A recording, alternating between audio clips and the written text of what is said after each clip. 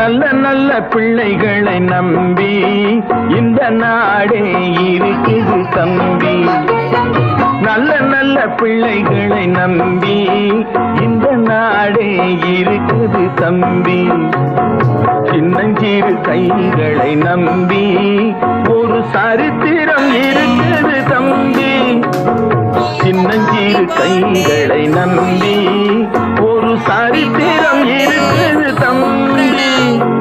நல்ல நல்ல பிள்ளைகளை நம்பி இந்த நாடே இருக்குது தம்பி.